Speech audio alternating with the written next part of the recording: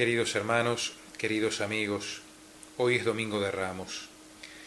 Había preparado una linda homilía, una profunda reflexión que he compartido con ustedes de todas maneras aquí en Facebook. Pero no quiero callar y hacer de cuenta como que nada está pasando. No me gusta y no es mi estilo. La Iglesia se encuentra en el centro de un ataque mediático brutal e inaudito. Hemos escuchado el relato de la pasión del Señor en el Evangelio. Y creo que hemos escuchado este relato precisamente en un momento en el que la Iglesia vive también un tiempo de pasión. Y es por eso que quiero compartir estas reflexiones con ustedes. No es que pretendo hacer un razonamiento que agote el tema sobre este argumento. Pienso que no es ni el momento ni el lugar. Quiero simplemente leer con ustedes la pasión del Señor en modo tal que, como trato de hacer siempre, esta palabra de vida pueda efectivamente iluminar nuestra vida presente. Han sucedido en la Iglesia del Señor hechos verdaderamente horribles, execrables, lamentables, gravísimos. Y los enemigos mortales de la Iglesia, los que odian las enseñanzas de la fe, los que odian al Papa, al Vaticano, todo lo que tenga algún sabor de católico, han hecho aparecer las cosas de modo tal que se tenga la impresión de que estas cosas suceden solamente en la Iglesia, que los protagonistas son solamente sacerdotes, que la Iglesia ha tratado de esconder todo esto, que el Papa es personalmente responsable de todo, y todos los días están machacando, alimentando en los medios de comunicación esta maquiavélica ilusión de que todo esto va a asignar el fin de la credibilidad de la Iglesia y su definitivo declino como institución. Pero hagamos un poquito de historia. Entre aquellos que nuestro Señor Jesucristo de modo directo y personal eligió como sus apóstoles había un traidor, uno que había seguido al Señor, uno al cual el Señor había lavado los pies, que lo había visto hacer tantísimos milagros y que hasta el último momento el Señor tuvo la posibilidad de parte del Señor de arrepentirse. Uno cuya traición hizo que Jesús terminara en la cruz.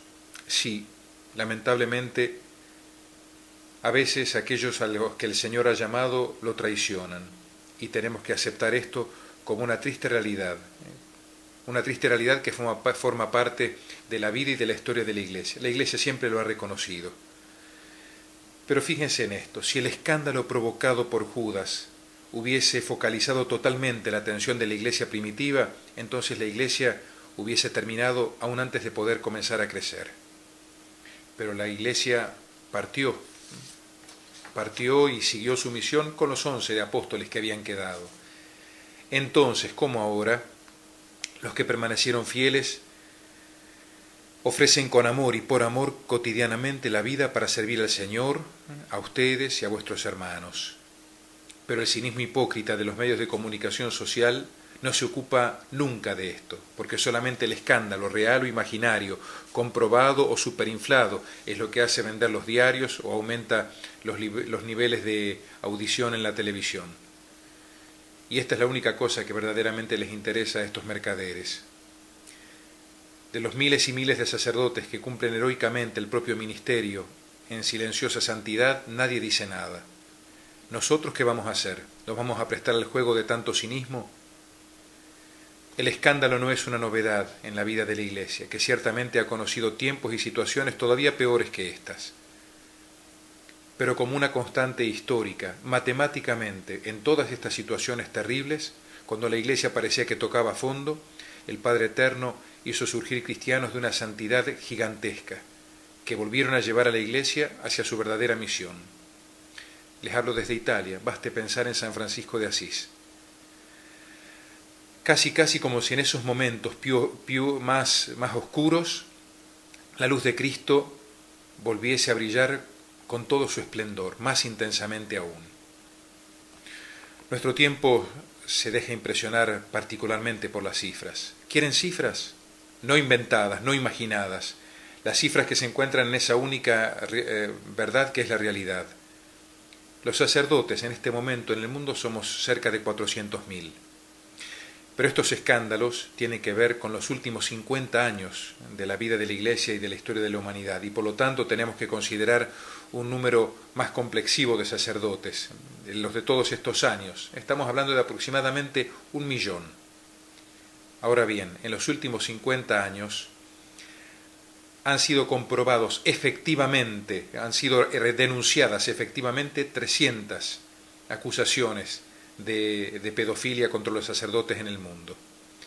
De estas 300 acusaciones, 60 son casos juzgados, comprobados y condenados.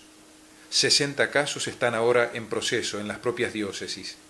Y 180 casos son ancianos que, por distintos motivos, más que nada tiene que ver con la ley, que muchas veces ha hecho caducar o ha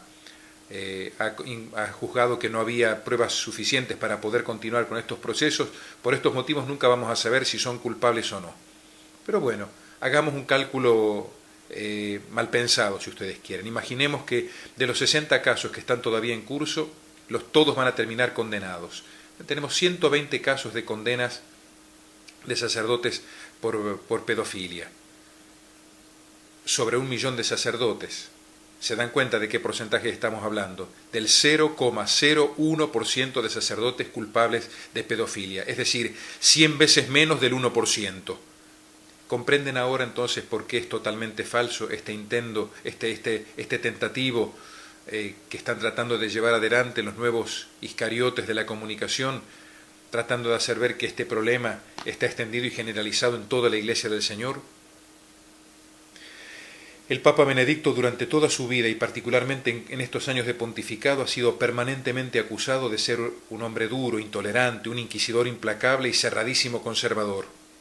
Pero fíjense ahora, o vaya casualidad, es presentado como una persona demasiado tolerante, que no ha sabido reaccionar con suficiente energía y determinación. Las acusaciones son diametralmente opuestas a las que se le hacían hasta hace un mes, y ahora hechas por las mismas personas.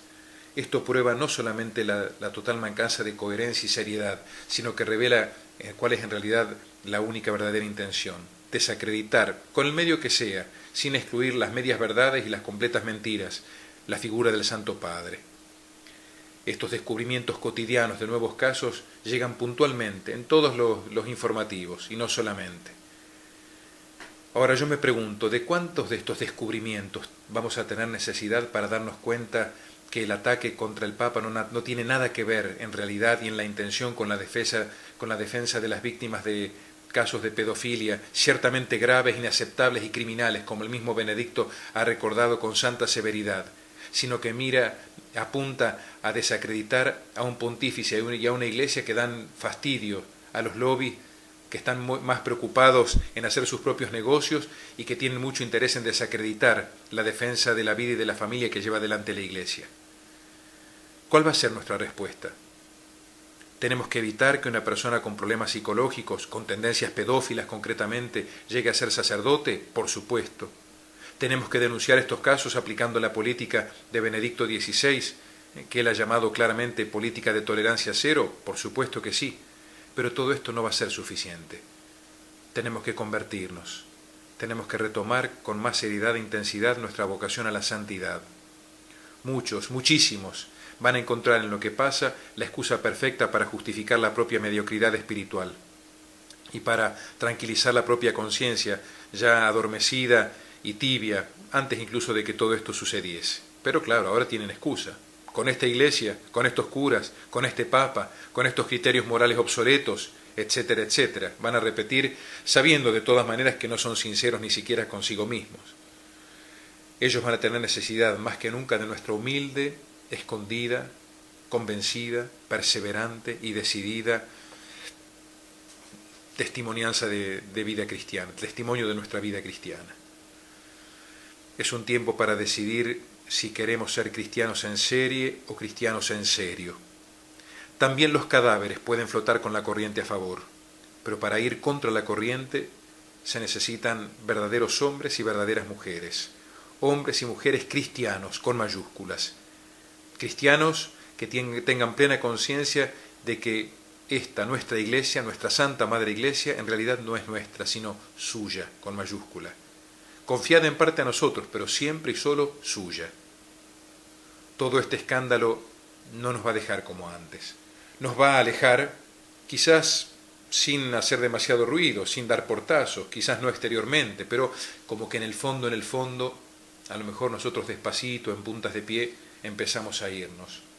O bien nos va a dejar más cerca que antes, si lograremos fijar nuestro rostro en el rostro del Señor y contemplar en su pasión la pasión impresionante de su corazón, la pasión de amor del corazón de aquel que, habiendo amado a los suyos que eran en el mundo, los amó hasta el fin.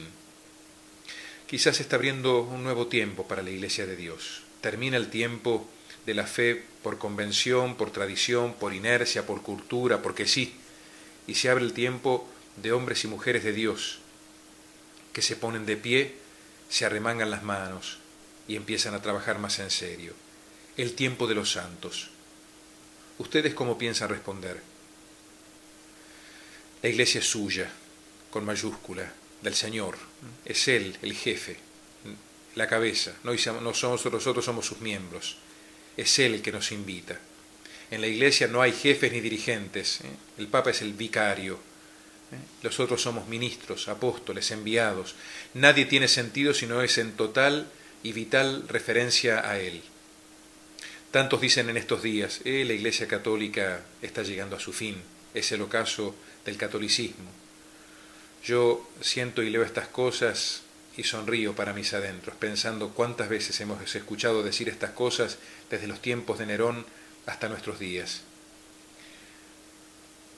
Me da pena tanto odio estéril y prejuicioso, que considero una pérdida de tiempo, de energía y de oportunidad, porque todo este odio infernal de todas maneras terminará haciéndose pedazos contra la roca viva y fuerte de la verdad, esa verdad con mayúscula que para nosotros no es un concepto abstracto, sino una persona, la persona de aquel que dijo, tú eres Pedro, y sobre esta piedra edificaré mi iglesia, y las puertas del infierno no prevalecerán contra ella.